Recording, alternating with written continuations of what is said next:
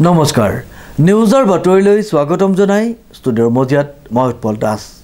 চাহক আজিৰ সংবাদ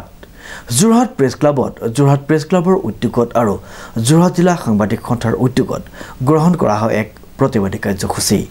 news direct report Jorhat press ক্লাবৰ উদ্যোগত আৰু যোৰহাট জিলা সাংবাদিক সন্থাৰ উদ্যোগত এক প্ৰতিবাদী কাৰ্যসূচী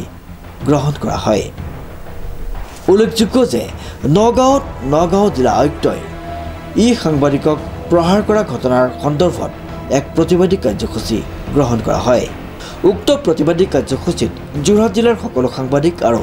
বিভিন্ন দল সংগঠনৰ বিষয়ববীয়াসকল একত্ৰিত হৈ নগাঁও জিলা আয়ুক্তগৰাকীক গৰিহণা দিয়ে সকলো দল সংগঠনৰ হৈ চৰকাৰৰ ওচৰত দাবী কৰে যে নগাঁও জিলাৰ আয়ুক্তগৰাকীক বিহিত ব্যৱস্থা লোৱাৰ লগতে বৰখাস্ত কৰিবলৈ আহ্বান জনায় এগৰাকী বিষয়াই সাংবাদিক এজনক গতিয়াই দিয়া কথাটো অসমৰ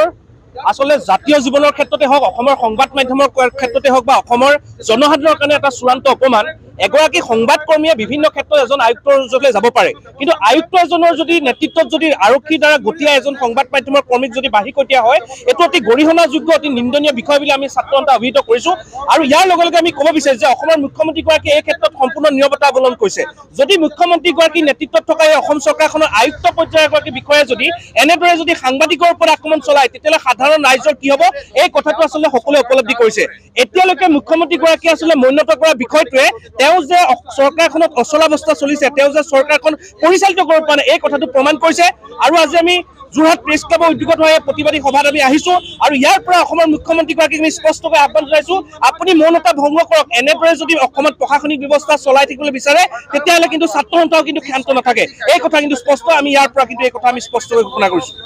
কংকনজ্যোতি শৰ্মাৰ ৰিপৰ্ট নিউজ নাও